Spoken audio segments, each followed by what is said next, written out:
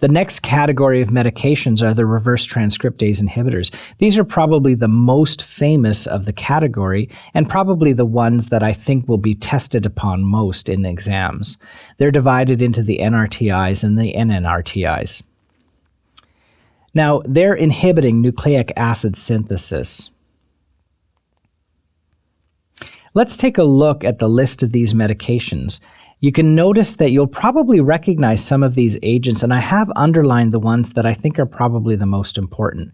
The other thing I want to point out on this list of medications is that three-letter designation that you see after each of the words, or after each of the names.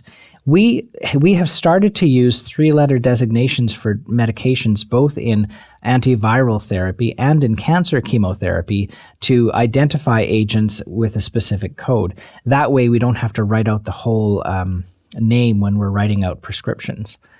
So there you have the list. I think the most famous of these is probably didanazine or DDI. When we take a look at these agents, we'll divide them up into nucleoside-based reverse transcriptase agents and the non-nucleoside-based reverse transcriptase inhibitors. Now, the nucleoside reverse transcriptase inhibitors are really anti-metabolic drugs. So we often use 3 or more drugs at the same time from different drug classes, and this is usually used before the symptoms appear. The thing you want to remember about this medication regimen is we call them HAART regimens, or HAART, which stands for Highly Active Antiretroviral Therapy. Now, we've shown to reduce significantly CD4 progression with HAART therapy. And we also have shown that using HAART therapy, we can significantly reduce death or morbidity and 5-year mortality rates. The nucleoside reverse transcriptase inhibitors are different from mammalian reverse transcriptase in the sense that the viral reverse transcriptase is slightly more active and slightly more sensitive to these agents. So this is why we're not as worried about affecting endogenous or mammalian reverse transcriptase with these drugs.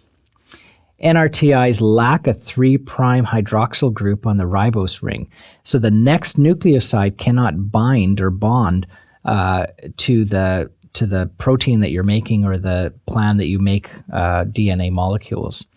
NRTIs are converted by host cell kinases to triphosphates, and they block the binding of nucleosides on the D site of the reverse transcriptase. So they act as chain terminators. You can no longer keep going with the production cycle.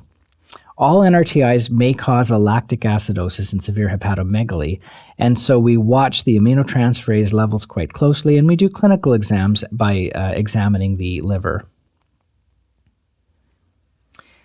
Now, we have several agents that I'll talk about.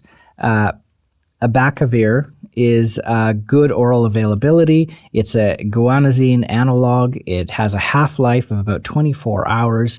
Its resistance to this, the likelihood of resistance is quite low. It causes several point mutations, and because it's several point mutations, we think that's why the resistance is unlikely. It is associated with some hypersensitivity reactions, so you do have to be very careful with them, and they can occur in as many as 5% of HIV-positive patients.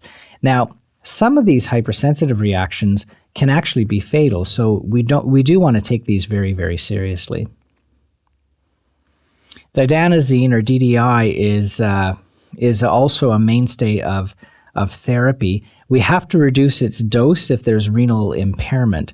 Resistance, once again, is unlikely because we think that there's several point mutations that are occurring with this agent. Now, there's a high degree of pancreatitis with this drug, up to 30%. So watch very carefully on in your patients who are on DDI. We have to watch this carefully enough that it becomes a very big concern, and we're starting to look for alternatives to DDI in therapy. This will show up on exams, I guarantee it. Another adverse event that will show up with DDI is peripheral neuropathies. Emtricitabine, or FTC, has very good oral bioavailability. It's excreted renally, and it's usually a once a day dosing. Now, this, of course, is contraindicated in pregnancy in children and in patients with hepatic dysfunction. 3-TC is often used in heart therapy for HIV and in hepatitis, and the adverse event rates for 3-TC are smaller, but are definitely there. Usually mild gastric distress. Sometimes we'll get some mild neurological symptoms like headache, insomnia, and fatigue. D4T is renally eliminated, and we adjust the dose based on renal function. Peripheral neuropathy can occur with these patients. There is an increased risk of lactic acidosis and hepatitis compared to the other medications.